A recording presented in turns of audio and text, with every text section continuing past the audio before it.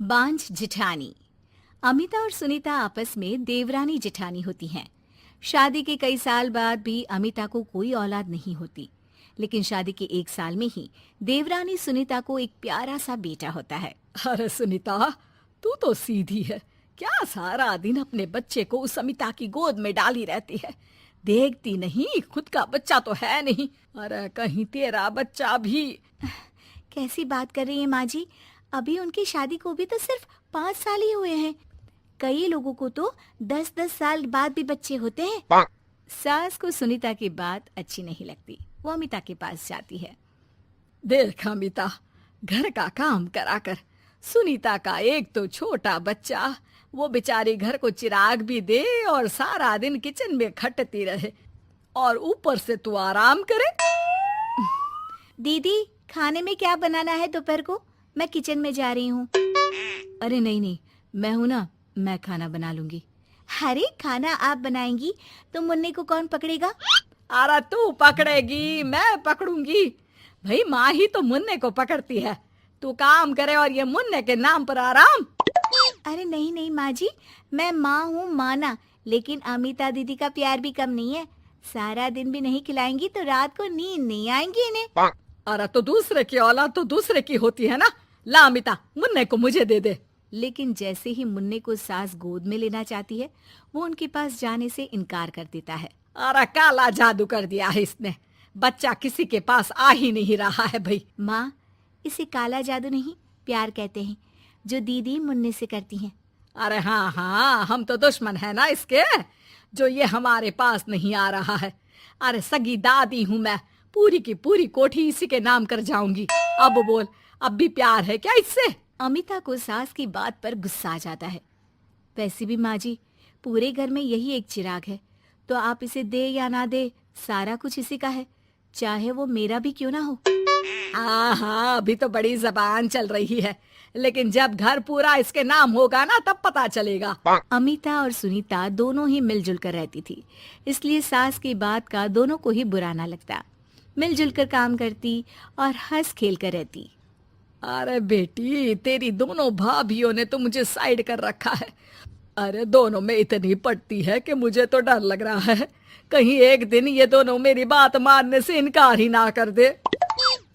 अरे तो खेल खेलो और दोनों को अलग कर दो, इस पे कौन सा गणित लगाना है माँ? हाँ हाँ, ये तो है, चल देख लेती हूँ मैं। अगले दिन सास धीरे से एक लाल पेन लेकर मुन्ने के बदन में लगा देती है और लोगों को बुलाकर हंगामा करती है। अरे देखो देखो, ये क्या हो रहा है मुन्ने के शरीर में। अरे ये क्या हो गया मेरे बेटे को? मैं अभी इसे लेकर डॉक्टर के पास जा रही हूँ। अरे ना दीदी, परेशान मत हो, मैं तैयार कर देती हूँ और कैब बुला लेती हूँ, बाद में ले जाइए आप इसे। अरे बेटा, तेरा है, वो क्यों ले जाएगी? वैसे भी ये डॉक्टर का नहीं, तांत्रिक का मसला है। किसी ने मुन्ने पर जादू करने की कोशिश की है, जिससे वो मुन्ने को मार ले। सुनीता ये सुनकर रोने लगती है। कौन मेरे मुन्ने को मारने की कोशिश करेगा माँ जी? नहीं नहीं, ऐसा कुछ नहीं होगा। सास अमिता की तरफ देखकर कहती है। अरे वही जिसकी खुद की औलाद ना हो। कैसी बात कर रही हैं माँ जी आप? मैं क्यों मारूंगी अपने ही बच्चे को? वो तो मेरे बेटे जैसा है। अरे बेटे जैसा है, बेटा तो नहीं है ना। वैसे भी मैंने तांत्रिक को फोन कर दिया है। थोड़ी देर में वहाँ तांत्रिक आ जाता है। भगवान भगवान भगवान भगवान, बच्चे की जान को खतरा है, खतरा है, खतरा है। इसके ऊपर किसी बांझ औरत ने काला जादू कर रखा है, रखा है, रखा है। लगता नहीं ये बच्चा कभी ठीक भी हो पाएगा, पाएगा, पाएगा। नहीं नहीं, मेरे बेटे को बचा लीजिए। अमिता दीदी, आप इतना गंदा सोचेंगी मुन्ने के लिए, मैंने सोचा भी नहीं था। अरे कैसी बात कर रही हो सुनीता? मैंने तो मुन्ने को माँ से बढ़कर प्यार किया, ये सोचो भला मैं ऐसा क्यों करूंगी? लेकिन बेटे के प्यार में पागल सुनीता सास की जाल में फंस जाती है। दीदी, आज से आप और मैं अलग हैं, मेरी रसोई अलग, आपकी अलग, और आज के बाद मुन्ने को छूने की क्या, देखने की भी कोशिश मत करिएगा। अमिता सुनीता को समझाने की कोशिश करती है, पर कुछ नहीं होता। अगले रोज। ला सुनीता, मैं मुन्ने को नहला कर तैयार कर देती हूँ। नहीं नहीं माँ जी, मैं नहला देती हूँ। लेकिन जैसे ही वो मुन्ने को नहलाने लगी, पेन के निशान एक एक करके निकल गए। अरे माँ जी, ये तो किसी ने पेन से निशान बनाए थे। देखिए, जैसे ही मैंने मुन्ने को नहलाया सारे निकल गए। अब अरे नहीं नहीं बहू, ये तो बाबा का कमाल है कि बच्चे के ऊपर से ये साया धुल गया। लेकिन ये क्या माँ जी, मुन्ना तो रोया ही जा रहा है, न खा रहा है न दूध पी रहा है, बस चाची चाची कर रहा है।